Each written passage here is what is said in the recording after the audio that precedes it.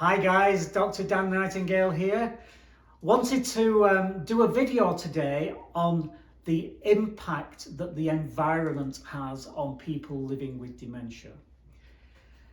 It's a really important thing to think about because there is something that we refer to as an ecological inventory, or as Lynn might say, an ecological inventory.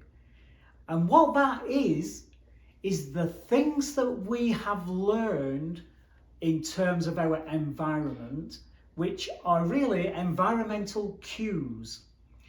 So let's think about when somebody asks directions, because not everybody uses a satellite navigation system. I know a lot of people do today, but when people ask for directions, we would normally use cues. So I want to get to the White Hart pub. How do I get to the White Hart pub? Okay, well, you walk down this road here, and on your left-hand side, you will see a church. Go past the church for 500 yards, and you will see on the corner a mailbox. Turn left at the mailbox and walk another 500 yards, and you will see on your right-hand side the White Hart pub. So what you've used is environmental cues. And that's how we survive. That's how we orientate ourselves. We use those cues.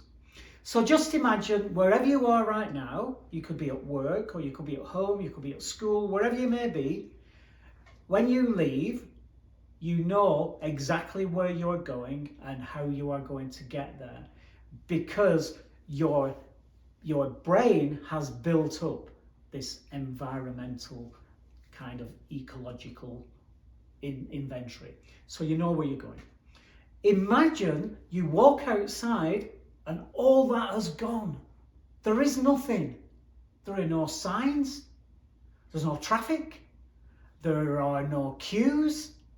The street signs aren't there. How do you think you will manage to orientate yourself? Well, you wouldn't, because you would become totally disorientated in time and place. And this is something that happens with people who are living with dementia. They get challenged by that because in a lot of instances, people will move from one environment to another and they will be impacted negatively because their environment has changed. So just like if you walk out there and everything's gone away and you're confused and you don't know where you're going and everybody's walking around like headless chickens, that is what it is like for somebody who is living with dementia if you change environment. So let's imagine you go from home to a hospital setting, an acute hospital setting. The environment has completely changed and it has a negative impact, what we call malignant psychology, has a negative impact on that person. So it can lead to unwanted behaviours. People get upset, people shout, people scream, people are so frightened. So we really have to think about how environment impacts on people. And I know from my own point of view, when I go and stay in a strange place, the first night I'll wake up, maybe to go to the bathroom, and I am completely disorientated because I've got used to knowing how to get from my bed to the bathroom. So usually on the first night, it's like I'm going all over the place because, you know, I can't orientate myself. And this is what it is like for people who are living with dementia. When they get to a certain part of their journey, that becomes an issue. That becomes a problem. So what I want you to do, I want you to really think about environment. I want you to think about how cues, environmental cues, are so important. Somebody living in their own home who may have forgotten how to get from the living room to the bathroom or to the kitchen, you can use signage. And signage has to be specific. Never, ever use all higher case letters. So if you do a sign that's pointing somebody to the kitchen, only use the higher case, K, and then the lowercase, the rest of the wordage. Print it and use the font Verdana. Verdana is a font that is better seen by people with dementia, and it's better understood by people with dementia. So use Verdana font when you're making signage. So wherever you're using that signage, use the Verdana font. Colours. How do colours impact on people? As we know from life, we are drawn to specific colours, and certain colours help us and certain colours do not. And for example, the colour red can be interpreted as danger. Most things that are dangerous are red. Any animal, any insect that has red involved in its body is to be avoided. So that's the red. You know, we have a fire engine, it's red. We know that that means danger. Exit signs are usually red. We know that. Anything to do with fire is red. So red is a colour that we have been primed primitively to avoid. So when you're using colours and thinking about colour schemes, avoid the colour red and use more calming colours like blue, the pastels. They're good colours for people who are living with dementia.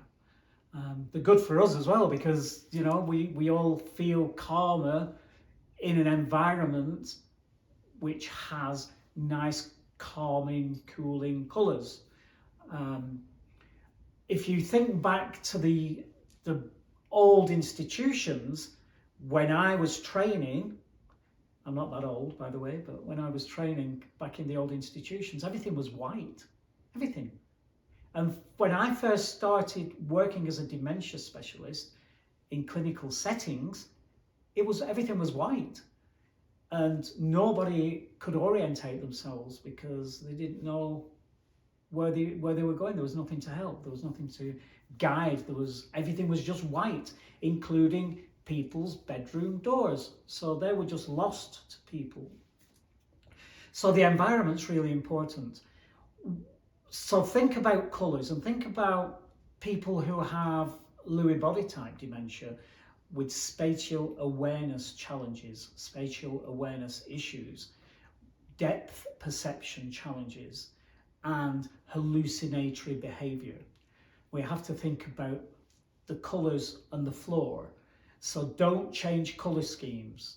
You know, if you're going to go from a carpeted room to a room that is wooden or laminate flooring, somebody with Lewy body type dementia could well have a real issue with that and may have a fall.